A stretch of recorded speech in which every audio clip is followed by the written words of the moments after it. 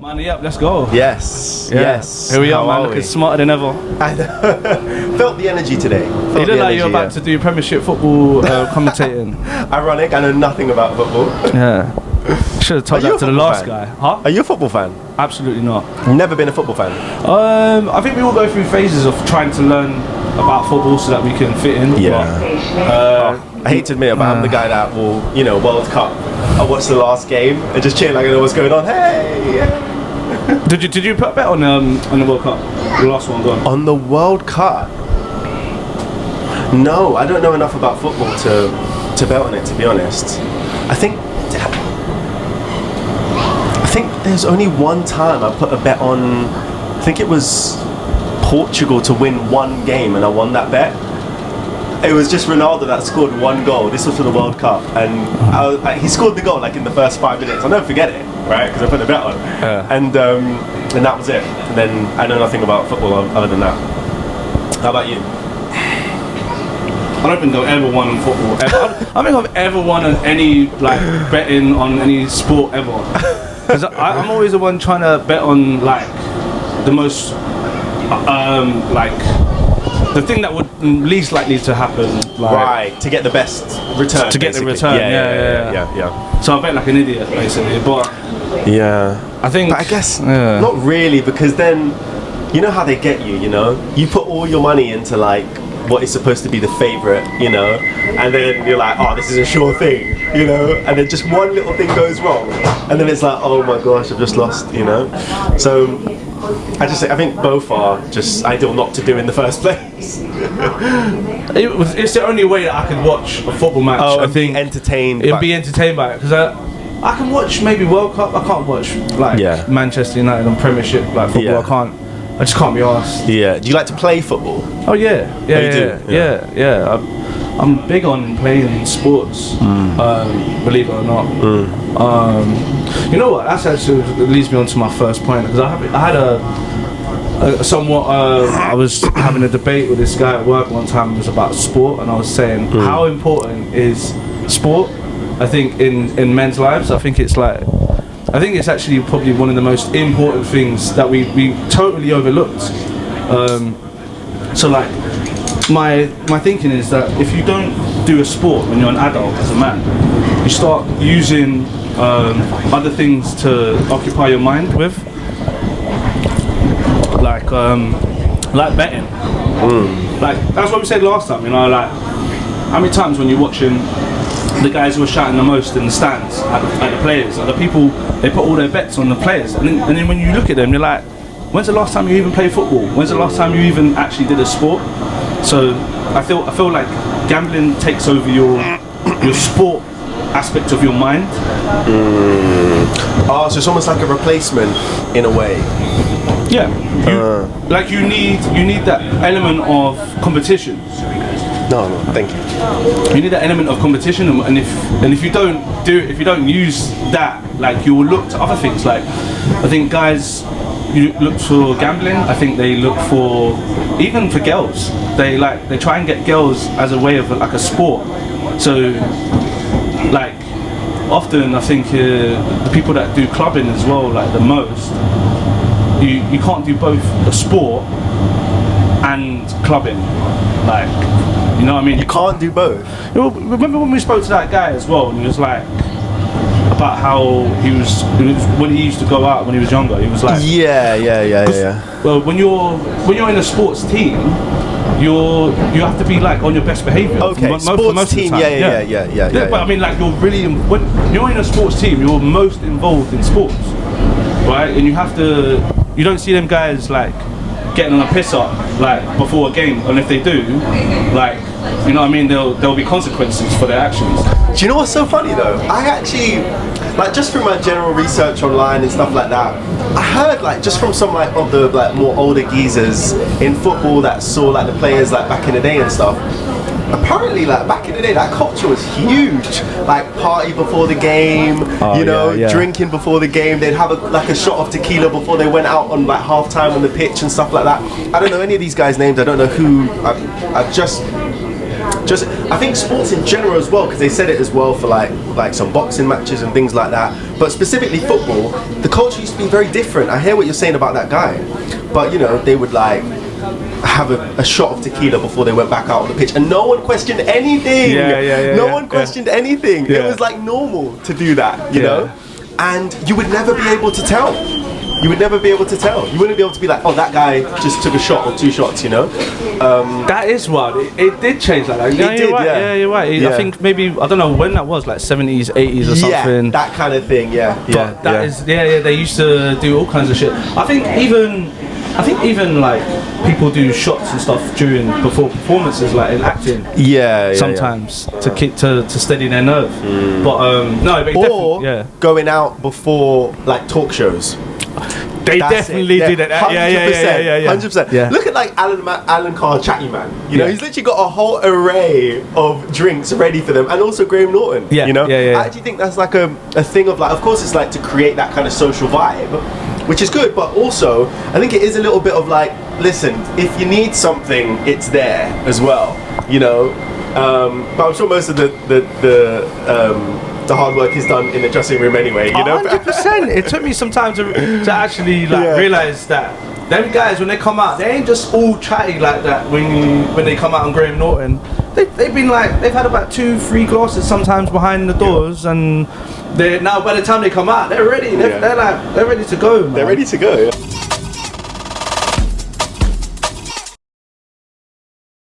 Well, knowing now that I've got like a play lined up. Shut up. Plug. Yeah, playing set up. The thing is, the way I even talk about it now, I'm just like, I've waited so long for this, and I don't even want to spoil any aspect of it. So until things are set in stone, until I'm on that stage and I'm performing, like it's, you know what I mean, it's not done. But that's a big thing. To get financing for a play which you're passionate about. And I think it's a real credit to the team that make that project, because they always said to you, because it was in the works for a while, wasn't it? And they always said to you, if this gets financed, even though it's been a couple of years, you're still going to be, because you've been with us from the beginning, you'll still be considered for when it does get financed and we do it for real, right? Yeah. Because you did it in its kind of trial run. Yeah. We had 3 trial runs. We had like one in front of an audience of like 20 people. Then it was like 60 people, and then it was 250 people in a theatre show, and that was really telling of the quality of the show. And what is it like performing in front of 250 people exactly? You know, you feel like an actor. You know what I mean? It's just that thing, innit? Like when you can be in front of a small audience, right, and feel like an actor, but it's that elation that you feel like, right, like this is real. There's a buzz that you get from 250 people. I think Joe Rogan always talks about how when he's performing, there's like, if you perform to an arena and then when you perform to like a small club, like it's just 2 different things. I'm more about a massive theatre. It's big pressure, but at the same time it's different because you don't see people's faces as much. The light that goes. That's a good thing though, isn't it? Because someone could like kind of give you like an odd look and you start to second guess your performance for a second. You're like, So I think it's good that you can't see anything because you're just in it, and then when the lights come on, it's like, oh gosh, you know. Yeah, it's way better that way, I think. But yeah, I like when we did it hand in with like we had the script in hand when we performed these ones as well, so it takes that pressure off the lines, but because it was basically, what do you call it, like a read through? Like a table read? Kind of, table read, except it was on its feet. But man, like it's exciting because the impact it had on the audience. There was a Q&A afterwards, and like we had like people like talking about how they were like sobbing after the thing. Wow. And how it affected them like deeply and stuff, and it will be gas, innit? But I personally feel like when I read the play, when I've seen it in rehearsals, I was like, yo, this gotta be something, man. And that was the play in its early development as well. Like its early stages where you were just kind of figuring out the characters and figuring out where we're gonna go with this. You had your script in hand as you're reading it during rehearsals. And for the audience to say they were moved in that regard, I don't really think there's I don't know why they would. I won't take the credit for being the moving bit of me. Like it's other characters. Like, my part was I feel like I contributed something to the play, but the bit where they're subbing, I think I would say is some of the other guys. Yeah, but you're not like you're here promoting the play itself. You know, it's not just. Sorry, it's not just about you. Yeah, I know. That's what I'm trying to say. Like, it's not just. Yeah, exactly. Yeah. So I think like as a whole, do you know what I mean? I just wanted to put it out there. I was just like, oh, look at me, how great I was, and my performance was just touch people. It was me. It was me. Yeah. You're gonna see the other actors come out later on and be like, hold on a second, this guy wasn't even in the play. Who's that? Yeah, no, you know what, man? Like, originally the play had like, I had like a few lines in it, and then credit to the writer and director. She's made my part like something now, like you know, like it's juicy, like I've got like enough lines, and hopefully when it comes out, like it's gonna be. Hopefully, it can do things for me, man. So I'm pumped for it, man. But so I now have to think about September onwards. Like, did they give you dates for it already? Yeah. As in, so the rest of the year, I'm kind of like is it early September for rehearsals or starting shows? Rehearsals in late August. Oh wow! Yeah, man. That's your summer locked off then, isn't it? I guess no carnival this year. Oh no!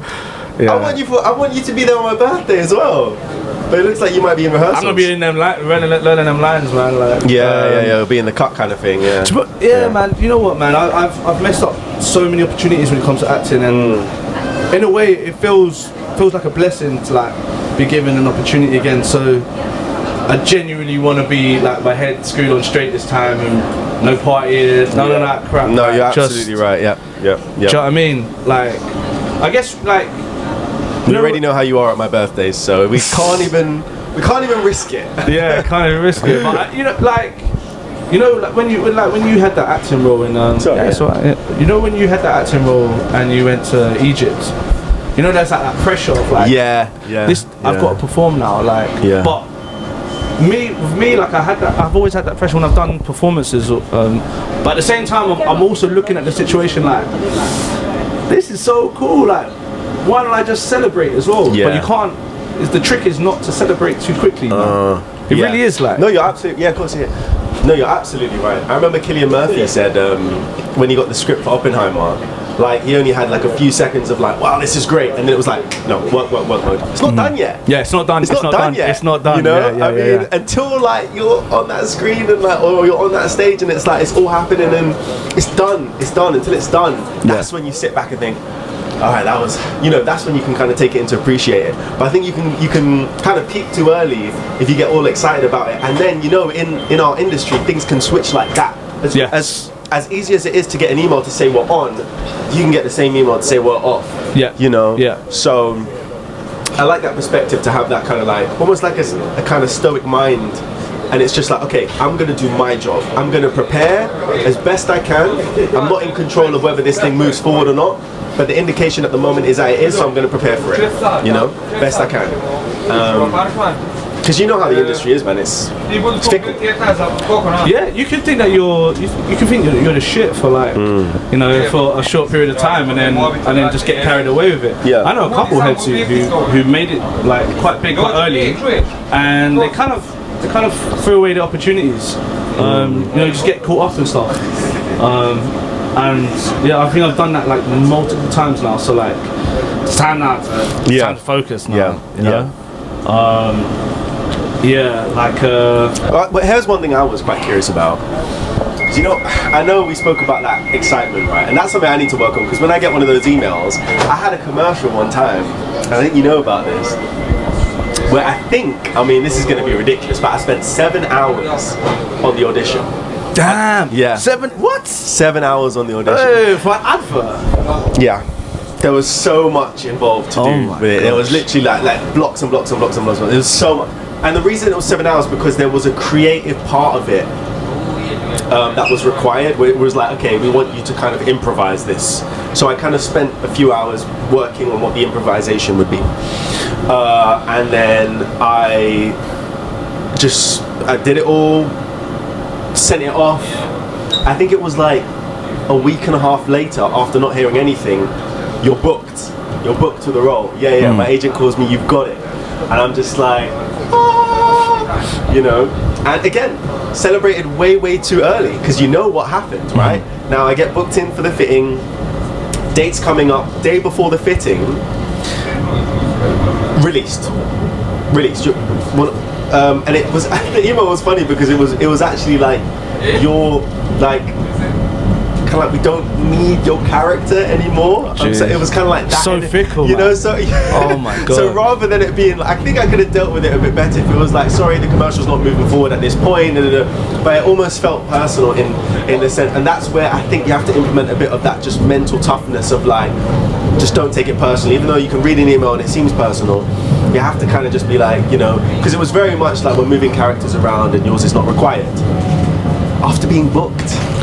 At this point as well. Yeah, the day before the fitting. Oh my! I had my shoes and everything ready. I was ready to go, you know, and my top button done and everything. But it's like it becomes way more than about the advert itself, because you've got bills to pay, and then that advert would have set you up for a while. Like, are you okay with saying how much you would have got? How much? No, I'm not going to give any specific details. Okay. But it would have been in the grants, basically. Yeah. So you know what I mean? Grants can help you out for like X amount of time. Massively, especially as a freelancer. Yeah, so I think it's just a good story to put out there, just to show other people, especially if they're like coming new to the, you know, commercial or acting world, like things can, and it can work in your favor and it can work not so in your favor, you know. Same way you got that email about the play, you can get another email to say you're not gonna, you know. So it works in, you know, sometimes you've got nothing and then something big lands, and then sometimes you have just long spells of nothing, you know. So yeah, it's how it is.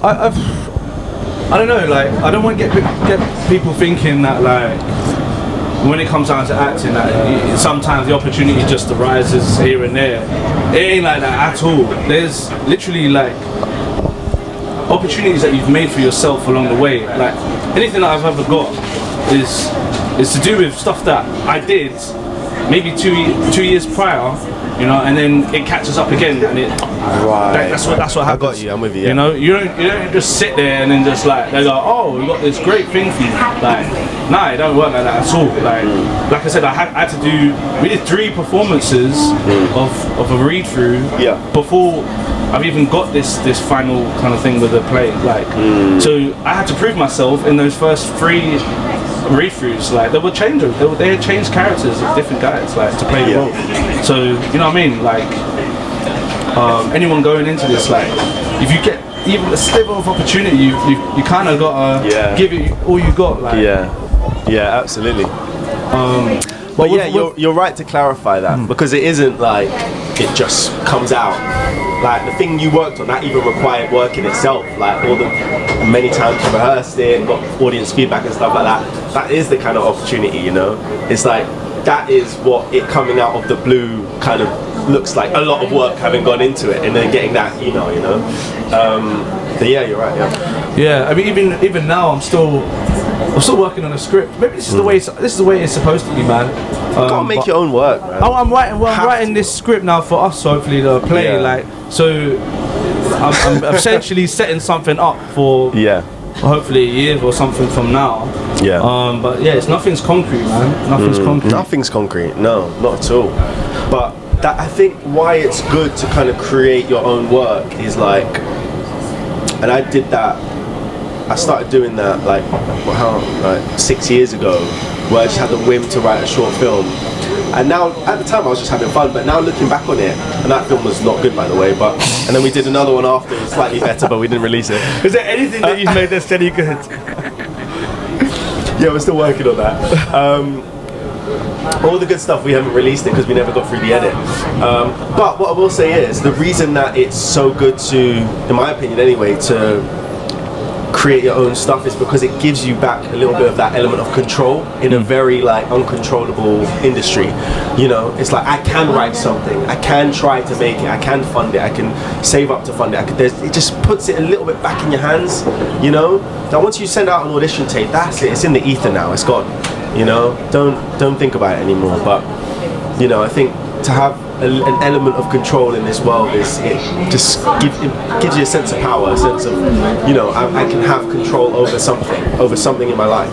and I think that's really helpful. I think most people don't believe that they can write something. They don't even like. I've had many conversations with other actors who've been in the game for a while, and they still call What would I themselves. write? Yeah. Huh? What would I write? That's the They call themselves actors, and I go, yeah, listen, man, like nothing's gonna land there. Like you're gonna have to put something together for yourself. And they're just like, well, I don't know what to write. I'm thinking like, well, you better find something, because trust me, at this rate, like ain't nothing landing your way, like. Well, you have to remember, a lot of amazing actors, you know, have never written anything themselves. But Are you sure about that? Are you sure about that? Are you sure about that? Okay, not A lot of the everyone big- at a big scale anyway. A lot of the Not big everyone actors, at a big scale. No, a lot of the big actors usually set something else on a much smaller scale originally, and then they put it up in some kind of fringe theatre, and then off of the back of that they got something else, and then off the back of that they got something. That is true. That is true. But you know, it is very difficult for somebody to come up with concepts. You know, it's just not the way that some of the actors are trained, right? It's just not in the wiring, you know. So, and I've had that experience before where I've just completely got so in my head about, okay, because the concept has to be so strong, right? No, it doesn't. It's not the concept. It's the writing. The writing has to be strong. Concept in your mind has to be strong enough for you to have a passion to do it. That's it. Have you ever seen? There's always like a time limit on when I'm going to speak about Michael Jackson. But yeah, it's coming up. You know what? Because I had a friend put this to me, and I was just like, oh shit, this is actually true. You ever watched The Moonwalker? Yes, a long time ago. Do you know how ridiculous that concept is? Can you remind me? Well, I remember he was just... It's just like a grown man who hangs around with kids. There's some guy baddie after him, which is Joe Pesci, played by Joe Pesci, is a baddie in the thing. It's Joe Pesci? Yeah, Joe Pesci's a baddie in it. And then he can form it. Michael Jackson can transform into a car. It's just so ridiculous that if you put it on paper to anyone else, imagine if you wrote that without being Michael Jackson. You wrote that and you said that to someone. They'd be like, yeah, get the hell out of my office. Yeah. What is this crap? But because it's Michael Jackson, you know what I mean? Everyone believed that he could pull through with this. Yeah, it was a different time though, wasn't it? That was the 80s. So he could have done anything. It don't matter what he does. Yeah, it was a god. I mean, have you seen some of the commercials? You know, they're just wild, you know? Yeah, I think... Yeah, I do agree. The concept doesn't... I mean, remember, first short film I did, awful. Worst concept you've ever seen in your life. But I was passionate about it at the time because I thought it was great. You know, I found something which was to do with heartbreak that kind of got me triggered to write something. You know, so I do think it's not, maybe you're right, maybe it's not the concept, but to find the thing that you're passionate enough about to say, this is what my next couple of months are gonna look like.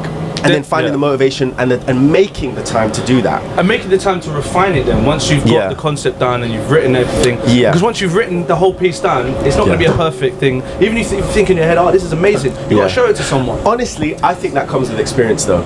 Because when I wrote the first short film, I really thought, this is just my experience, but I thought, I've written it, oh great. It all came to me naturally, it's perfect, you know? But obviously it needed 100 drafts.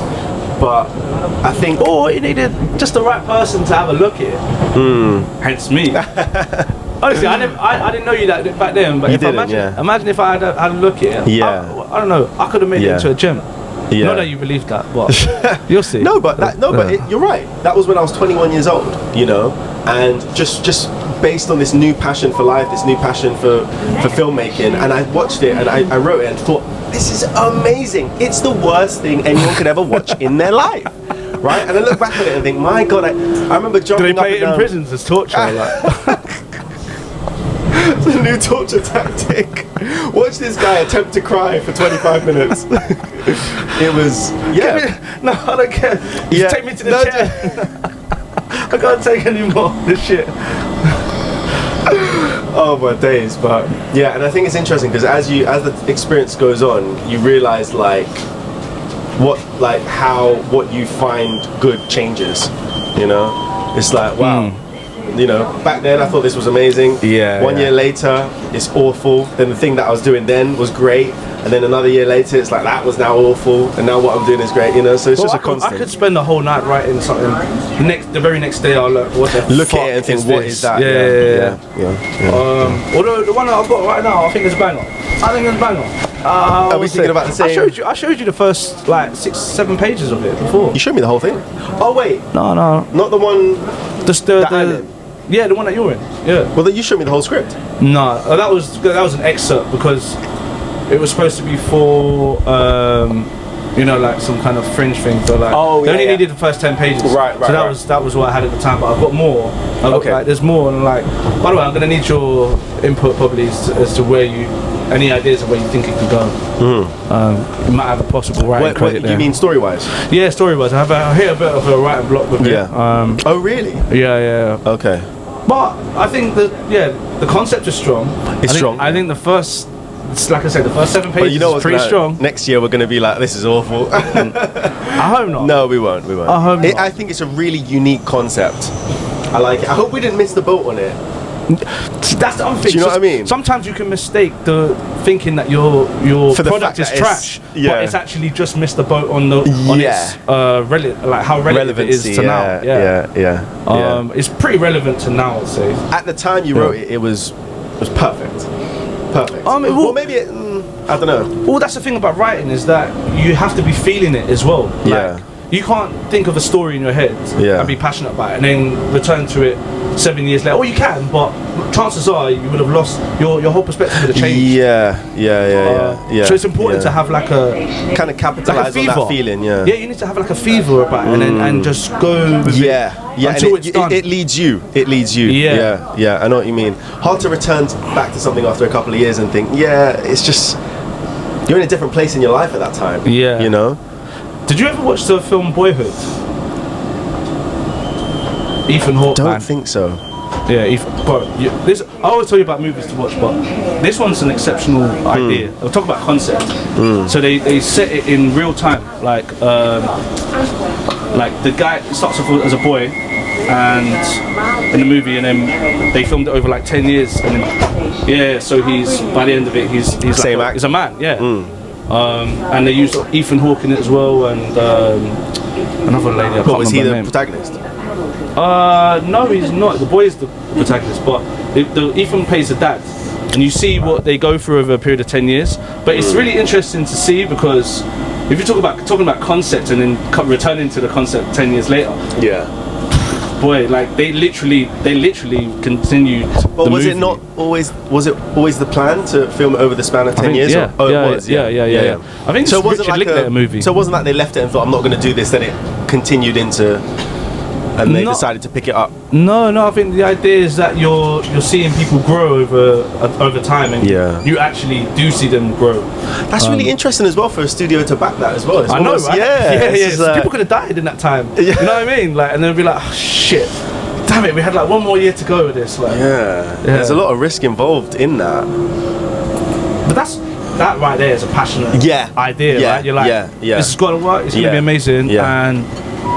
Like we'll do it regardless. And having someone like Ethan Hawke in it as well, he's like a proper actor as well. Great. So incredible. You know, they had him on board and it worked. I love the movie. I think it's great. You should definitely watch that. If you make a movie, like say you make a short movie, and you invite, let's say, 60 people, some little small screen. Are you talking about screening? Yeah, small screening, and the overwhelming majority is like, man, that blew me away. I don't believe that from that you'd be like, oh, that wasn't even that good. I believe you feel like you've achieved something. You've done that actually. Yeah, no, that's true. Yeah. But if you get a couple people be like, you're doing your thing, bro. You're doing your thing. When you get that, you're like, I rate that. You know what? I respect you're doing your thing, but that means that you didn't make no impact, and they don't even rate you basically. That's what I read it as. Yeah, or they just lost attention and they just want to say something, just to acknowledge that they were there, showing face. Remember, I was at your screening. I'll come to my birthday. Yeah, I think that's a good point actually, because then you can kind of just look back on it and think, well, maybe even if I don't vibe with, you know, looking at the filmmaking aspect of it now, I know that at the time it hit the audience, and at the right time that was the right thing for me to do. So you can't beat yourself too much about it. Do you know what a great example of a kind of revolutionary concept is? Squid Game. Revolutionary. When you think about it, I think so. Because when you Explain. I think when you look at Squid Game, I know some people will probably have mixed feelings about it, maybe and whatnot, but I think there's something about Squid Game that incorporated sounds, visuals, and a kind of intriguing concept that was so outside the box, and something that we really just haven't even really had a flavor of before. And almost even like down to the like the like that for me, every time that comes on, that evokes a certain feeling in me that I haven't really felt before. And I don't like, for me, I listen to that soundtrack when it's playing, and I just don't have anything that there's no nostalgia related to that. Like, I can't draw upon anything else where I'm like, I felt like that before. I feel like everything is like, that's okay, this is where it started. So that's why I say revolutionary in that sense, especially with that soundtrack and the visuals attached to it. And now, maybe with the concept, if you think about like, you know, like gladiators back in the day and stuff like that, you know, concept-wise, it's there, you know, people battling it out to live and things like that. But again, I think it's the execution of it. That's what was really revolutionary. I know it's very popular mainstream, and I'd love to give another example, but I do think that with that, there's something about it that a lot of people can watch Squid Game for the first time and they really just think, there's no place you got inspiration from this from. It feels at least like a very original idea. And for me, I have to give credit to the director for that. I really do. Yeah, it's a great idea. I can see the inspirations of where they draw it from though, a little bit.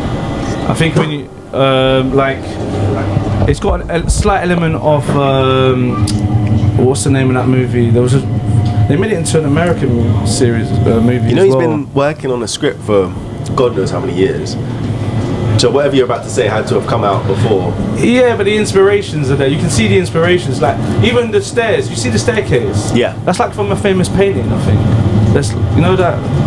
You know the staircase that they're going down, it seems to just go like this way and that way, doesn't it?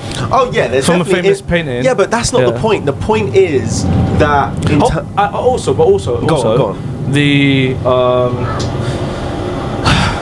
there was a famous, I think it's a Japanese movie. I think it's called Fort Royale. No, something like that. Battle Royale. Oh, Battle Royale. Yeah. So I think it's a little bit elements of Battle Royale in there.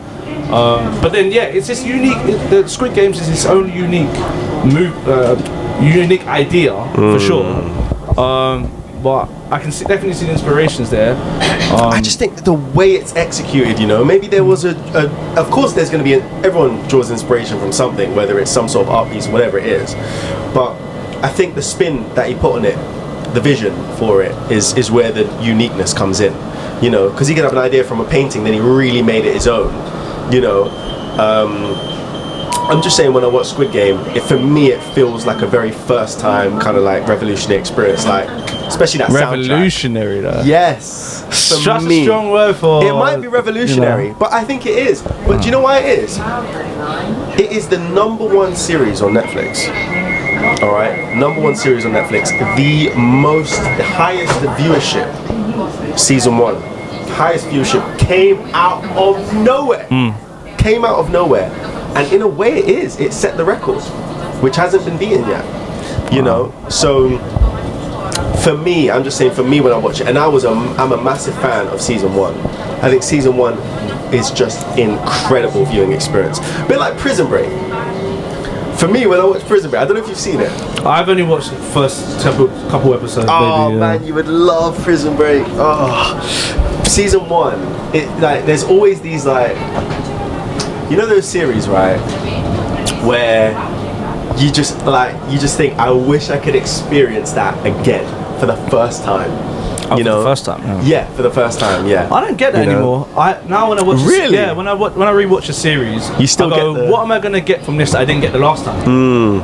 When I've watched Breaking Bad 3 times, right? Come on, man. And each time I've got something different from it. Come on, not trying to hear all that. You know about what it's like to not know what's gonna happen next, and like you don't want to relive that experience of experiencing like the Gus Fring and Walter White showdown and not know what's gonna happen, the future of Walt and Jesse. In a perfect world, yeah, but like I'm already peace with the idea that like this is not going to be the same as when I watched it the first time. But I can still focus on these other things. Like I think the second time I watched it, the second or the third time I watched it, I think it was Jesse's story that really I started to feel more sorry for Jesse. I think the first time I was just annoyed at him. I was just like, oh come on, man. What's wrong with you, man? I was like, you're getting in Walt's way now. Stop being a snitch. Yeah. And then I think the third time I watched it, I started to really dislike Walt. Like on his decision making, because I couldn't see it the first time and maybe even the second time. So as I'm saying, each time I see something new, which is it's actually kind of way more interesting way of looking at it. When I rewatched Lost, though, oh my god, this like what happened? Like I said it to you, I thought Lost was the #1 series of all time in terms of its cliffhangers and the way it used to the way it was set out it was really well done. Then I watched it again now. The season 6 is the season 6 is a total and utter mess. Really? It takes the series from being based in science to a sci-fi to fantasy. Like probably within seasons between 4 and 6. Like it just completely like I was like like, it gets so ridiculous by the end of season 6. You're just like, oh come on, like this is not even this is what season 1 to 3 though, strong seasons, and I still maintain that. I think that's a really good point. Like, sometimes you watch a series and it's so hard to accept that it's fallen off. You know, it's like season 1, 2, 3 is great, and then it's just like now they're pushing out seasons which are kind of unnecessary. Like, we kind of could have wrapped it up there, and now it's like suddenly there's a new character, and they're not really that great, but they're trying to base the whole storyline off that, you know. Some people argue that for maybe series 4 Breaking Bad. I think it's perfect. I think it's perfect. Not me. This is not me. These are people from outside forces. Yeah, saying no one said that. No one has ever said that. Best believe. Someone said, It came to its logical conclusion. It did. Yeah. No one said that. No, you got to explain. But explain what you just said. Okay, but series 4, I can see why they say that, because in their head they wanted it ended so perfectly for them after series 4. I would say there's 6 seasons, isn't it? You're talking about Breaking Bad. Breaking Bad. How many seasons are there in Breaking Bad? 5. Is it 5? Oh, so I think it was end of season 4. Oh, are you saying about the movie? No, the series. Okay, you're gonna have to. The end of season 4. I won't say anything what happens because I want to watch it. Yeah. But it was like so perfect in their mind in terms of. I'm trying to think about what the end was now. Everything that happened wasn't so. Okay, yeah. I think some people are unhappy with the result because they want everything to end nicely, and when it doesn't end nicely, they go, "Oh, it was a terrible ending." You're like, "No, it ended the way it should end." Yeah. Same with Game of Thrones, in my opinion. But then I need to rewatch Game of Thrones. But I need to watch it. But a lot of people had a problem with the last season of Game of Thrones. People had a problem with the last season, yeah. I think. Do you know what though? I can't even get into the plot of season 4 of Breaking Bad, or else it'll just because that was going to be the whole point. But basically, the reason I would say it didn't really have a conclusion yet is because within the last episode of season 4, there's a very, very, very big unanswered question, and in my opinion, I don't see how you could cut it off there without knowing what the answer is to that question. You know. Then again, I'm biased. I'm a huge Breaking Bad fan. I've got the Heisenberg t-shirt with the hat. I'm just gonna stop speaking. But yeah, it's not supposed to be wonder though. It's not. You're supposed to be left with a bit of wonder. Like, I wonder what will happen. That's kind of why when they released the Breaking Bad movie, it kind of like spoiled all that, because you know what I mean. You're supposed to leave in when you ended series 5 of Breaking Bad. You wanted to see what would happen with those characters. In your head, you imagined what would happen, but the movie just kind of says, this is what happened. Do you know what? I think you have to be very, very, very, in my opinion, you have to be very, very careful with what you leave unanswered in a last episode of a last season, in my opinion, because it can go both ways. It could be like, that's brilliant, and you can almost see it as like that, like, you know, the ending of Inception, and like that's perfect. You know, we're happy to wonder after that point. Or it could kind of leave you with like, it kind of fall flat and actually make you kind of like now despise the series a little bit because of how they did you. Yeah, you know, and you kind of end up like loving it up to that point, but now because you don't have the answer to that and you're not actually satisfied with the way it's concluded, you're kind of like, it kind of just seeps out of your memory and your body, and then you don't have that same emotional attachment. So maybe some series are less willing to take a risk in that sense. So you have to be very, very careful. If you get it, great on you. If you didn't, all that hard work you did up to that point. That's what Split was like. Game of Thrones. Oh, Game of Thrones. Yeah. A lot of people now, when you speak about Game of Thrones, they can't help but mention how they feel about the last season and how it kind of altered their perception of loving it up to that point, you know. But credit, they love, you know, the first, is it 7 seasons? Yeah, is it 7 seasons? I've only seen up to a certain point. It's over a period of 10 years, so like a lot of people have invested a decade of their life into it. Do you know what I mean? But do you ever see Split?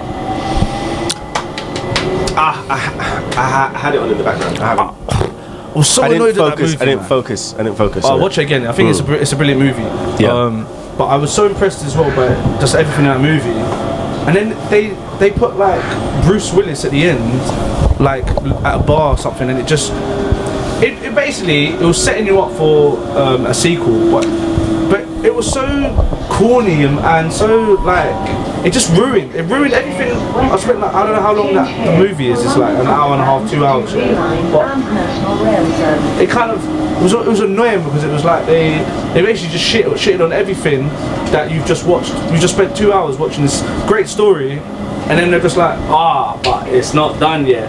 We got something up for you in the sequel. You just got to wait 2 years now for this, and this one's gonna you just have to wait 2 years. And this sequel is going to be it's going to make everything make sense now. It's like, no, it made sense. It made sense at the end. Why did you include this now? Like, that voice you did. And the producer in the back. You know that's what they're thinking, isn't it? Yeah. It's like, we won't. 2 years. 2 years. Well, you know what I mean? We'll have them on a drip, like just waiting for 2 years. Yeah. But you know what? Sometimes I feel bad for these kind of films. I honestly do, because like I sometimes think to myself, you think something's gonna work and it just doesn't. Like, not everything is like, okay, it's 100. Like, obviously everyone's gonna want to make money and do the best outcome in terms of return for the film and stuff. Sometimes they have creative decisions that they really think are good, you know, and sometimes it just doesn't land, you know. Like, you could put something out there and think this is going to be great, and then it just doesn't, and I do feel bad for them in that way. But the ones that are like an obvious cash grab, I'm like, sorry. Oops. But yeah, it's because some of the cash grabs work even when they're terrible movies, like Rush Aladdin, Hour 4, for example. Do you want it? Rush Hour 4? Yeah, do you want it? I think we spoke about this before, didn't we? Oh, didn't we? I think so. Yeah, we did. First one, yeah. The very first one, yeah. But I'll say it again. Yeah, Rush Hour 4. I could do without it. Everyone's a bit older now. How old is Jackie Chan now? It's like 70 or something. You can still, you know.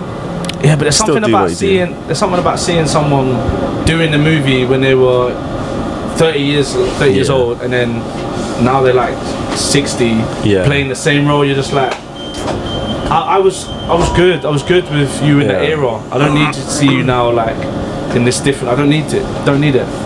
Can I ask you a question then? Yeah. Do you think that what is a film that doesn't have a sequel that you think warrants a sequel and would do well? Warrants a sequel. And would likely do well. Alita. Huh? Alita. Have you seen that? Elite? Nah. That was a real interesting movie. Really? I could totally see there being a sequel for Alita. I wouldn't mind that being like, happening. And who's in that again?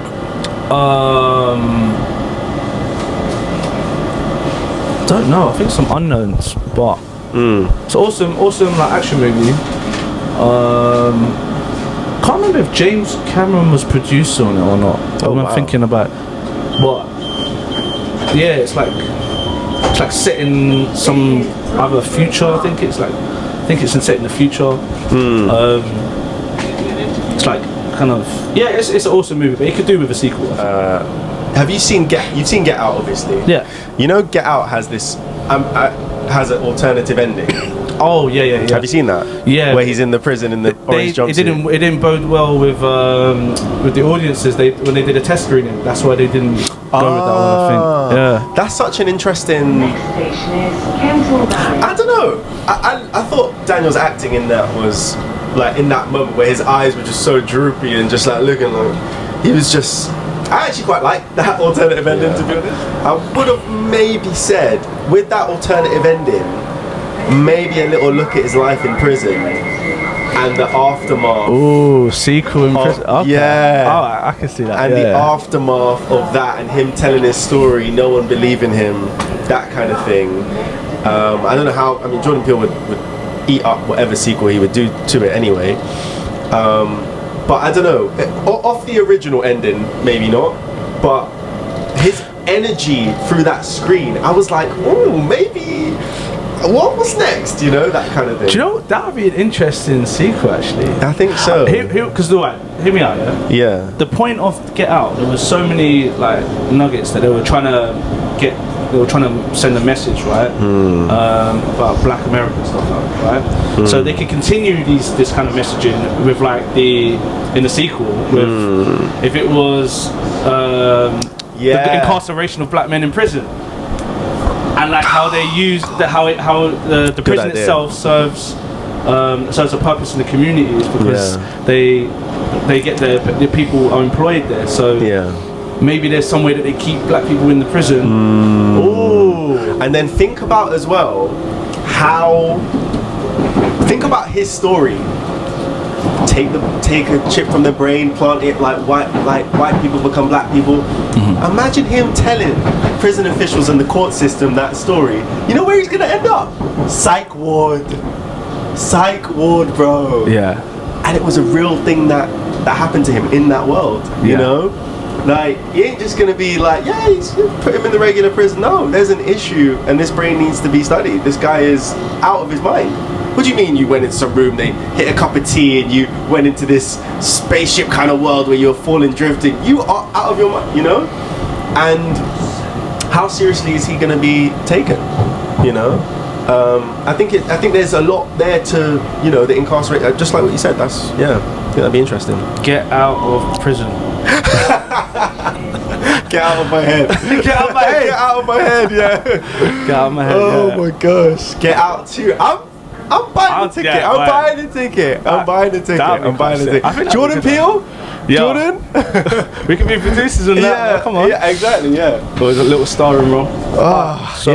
Mind the Yap. Here we are, man. That's it. That's it, guys. Thanks for tuning in. That was really fun. Yeah, that was really fun. Guys. Mind the Yap. Shelly McDonald, Riri, in the house. Mind the Yap. What you put that? Mind the Yap. Mind the Yap. Mind the Yap. Maybe on TV one day we'll have you as a special guest if that's alright. Tell us what your favourite film is.